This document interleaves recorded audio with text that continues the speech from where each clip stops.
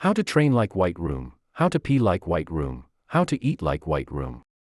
There's a ton of videos about the Whiteroom, but let me actually put you guys on. If an establishment like Whiteroom actually existed, you think they would be using normal peasant ways to become the best at everything, like goals or answering textbook questions? Today I've made the most unique, craziest ways that, if done properly, can help fly you to success. So let's start. So I first want to talk about thought processes. Well, e.g., why should I care about the thought process? Okay, so how do you procrastinate? You usually procrastinate because your brain is going off having too many thoughts at once and you can't think straight or can't think of the task that you're actually trying to complete. So how do you master the thought process? Well, most rich entrepreneurs pay for really expensive psychedelics so it can do the job for them. So how do we master our thought loops? The conventional methods that are useful are fasting. As when you fast, your body goes into an animal-like state where it's focused on completing the task at hand. The way to beat thought loops and use willpower against it, while also writing everything down. This may be a little bit occultist territory, as some people call this spellcasting. But essentially, you want to have a notebook and a pen with you. And while you do your work, you get thoughts like, I want to beat my Johnny, or I want to see what Ayan is saying to me on Instagram. You want to clearly write it out on a piece of paper, then use willpower to dispel the thoughts from happening.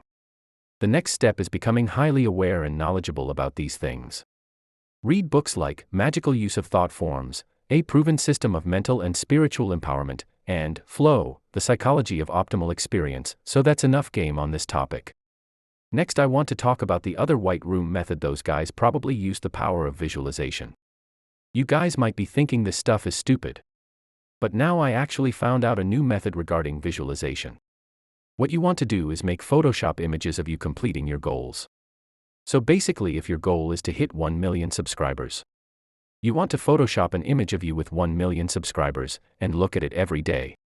Your brain will then work to bring it to reality. And with the power of seeing it, you can believe it will come true. Next thing, which will actually make you want to study, do work, etc. Because a lot of you guys are always crying saying, I don't want to do X or Y. It's because you don't know how to manipulate your dopamine. This isn't some next level shit, because rich people have been doing this forever. There's a drug you can take called dopamine agonist, which, for example, law students will take when studying the huge book of law. So their brain will get stimulated from that boring shit and actually remember everything. So how can you do this because you can't take drugs? Actually guys, I am selling these drugs down in the description below, please buy. Nah, I'm joking. But what you guys can actually do is use my Whiteroom dopamine method. So it goes like this: each day you wake up, you will have to make a mental note that you only have 100 dopamine balls in your brain. They can't stack up, and if you run out, restart. Each time you do one of these acts, go on social media, -20, scroll, -30, fap, -60, play video games, -20, drugs or alcohol, -50, eat dessert, -10. Each time you do one of these acts, run, +5, cold shower, +5, workout, +3, stretch, +1, mediate, +2, and this brings us to our last method. The only difference between you and a Whiteroom student is the capacity to control your brain. A Whiteroom student can force their brain to read 10 books in one day if they wanted to. So can you do this? Let me show you guys how. The only way to fully control your brain is after mastering all three of those methods, then using it in sync. But you see how I am saying how to control your mind? What does that mean? Is that implying that we don't have control over our brain? I mean, we do, right? What if instead of trying to gain control of something we already have, we eradicate the things that take the control we have, and take it back? The only thing that takes control of your brain other than you is the devil. And here's how to dispel him. It's by following these two principles, staying far away from the 7 deadly sins: pride, greed, lust, envy, gluttony, wrath, and sloth.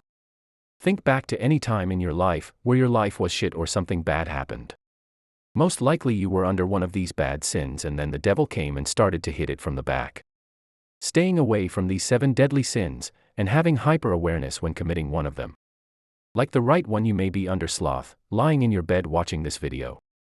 This is exactly a moment where the devil can come and start hitting it from the back.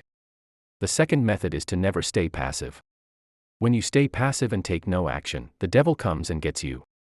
Think back to any time where you've been just laying around staying passive. The devil got you.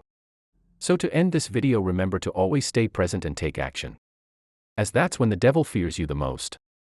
Peace on the streets.